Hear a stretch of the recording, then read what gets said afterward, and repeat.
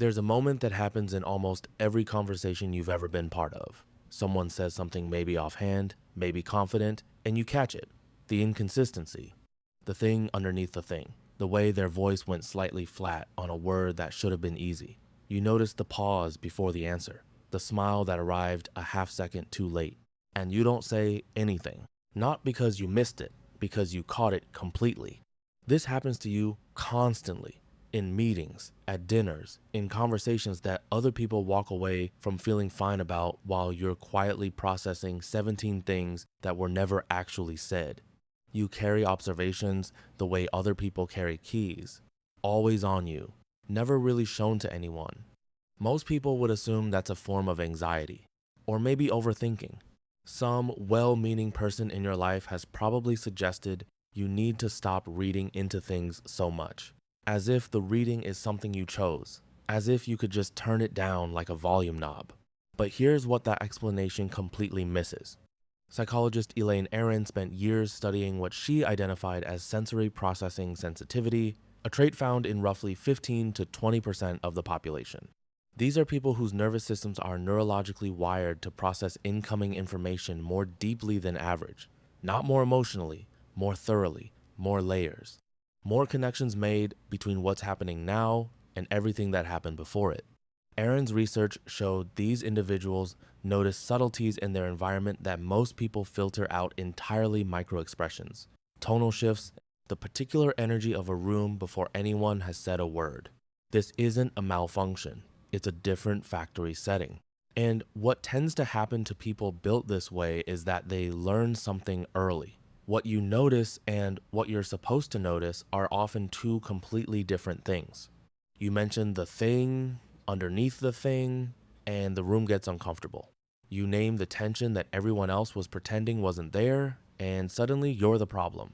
So over time, without really deciding to, you start keeping the observations internal.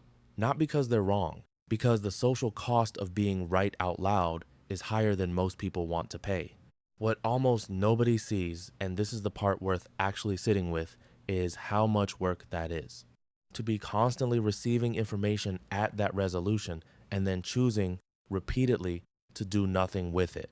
It's not passivity. It's an ongoing act of restraint that most people around you have no idea is even happening. There is a specific kind of loneliness that lives inside this. You're in a conversation with someone and you already know, not guess, know that something is wrong with them today. You can see it in the way they're holding their shoulders, the words they're choosing slightly more carefully than usual, the thing they almost said and then redirected, you know. And you say nothing because saying something means explaining how you know.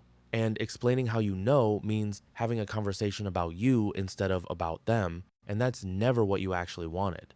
So you file it, you hold it, you wait and see if they bring it up themselves. They usually don't, and you watch that too. Jerome Kagan's research at Harvard on high reactive temperament showed that children whose nervous systems responded intensely to new stimuli tended to become adults who were more inward, more observational, more internally active. But what his work also revealed is something less talked about, that these individuals developed a higher than average ability to read social environments precisely because they were taking in more data from those environments from the very beginning. The observation isn't a habit they picked up. It was, in a very real sense, baked into the architecture. And here is where it gets more complicated, because there are actually two different versions of this, and they look identical from the outside but come from very different places. The first kind notices everything and says nothing because the information feels sacred somehow. There's a respect in it. A belief that most of what you observe belongs to the person you observed it in, not to you. These people are quiet about what they see because they understand that seeing something doesn't give you the right to use it. The second kind is quieter for a different reason. They learned, at some point, that what they noticed created problems. That being perceptive in certain environments wasn't a gift, it was a threat to the people around them who needed to believe they were unreadable. So they went quiet the way people go quiet around dangerous things. And that kind of silence, the kind that was trained into someone, has a different weight to it. It looks the same. It is not the same. Both are worth understanding. but only one of them is a superpower in disguise. Okay, pause. I want to say something honest here. If you're the person who notices everything and says nothing, you probably also do this to yourself. You observe your own internal states with the same quiet intensity you bring to everything else. You notice your own mood shifting before you can name it. You watch your own patterns from the inside. And because you do this so naturally, you sometimes assume everyone does. They don't. Most people are living entirely on the surface of themselves. You have never done that, not once in your life. What researchers in the field of mentalization, the ability to understand mental states in yourself and others, have consistently found is that people with high observational sensitivity tend to have a more developed capacity for what's called theory of mind, the ability to accurately model what's happening inside another person. This is what therapists spend years trying to cultivate professionally. You do it automatically, in real time, for free, in every room you walk into. The strange irony of all of this is that the people who are most skilled at understanding others are often the ones who feel least understood themselves, because understanding is something you can receive only from someone operating at a similar depth, and most rooms don't offer that. So you go through life in a kind of quiet surplus, giving attention that costs you something to people who don't fully know what they're receiving. People who finally get close to someone like you describe it the same way, almost universally.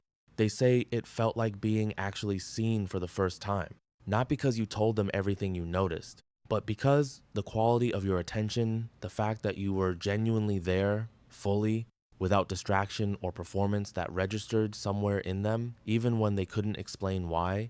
You will not always get that back. Most people are not built to give it. But the ones who are, and there are some, fewer than you'd like, but more than zero, those become the people you hold on to with something that looks like loyalty and feels more like arriving somewhere you didn't know you'd been looking for. You are not someone who missed the conversation. You are someone who had it at a different level than everyone else in the room. And the fact that most of it stayed inside you doesn't mean it didn't matter. It means you were paying attention, the way you always do, the way you can't stop doing, even when you'd sometimes prefer the quiet of not knowing. You noticed.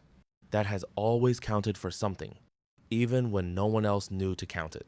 One last thing, and I only bring up things I think people watching this would actually find useful. There's a link in the description to a 7-day reset built specifically around what a lot of perceptive, inward people quietly struggle with, the mental noise that never fully stops, the overstimulation that other people don't seem to feel as heavily, the exhaustion of processing everything at the depth you do without any real structure to decompress it. It's built around small daily steps, not more information to absorb, but actual things to do that move the needle. If that's where you are, it's in the description and pinned comment. And if this video felt like it was made for you, subscribe. There's more where this came from.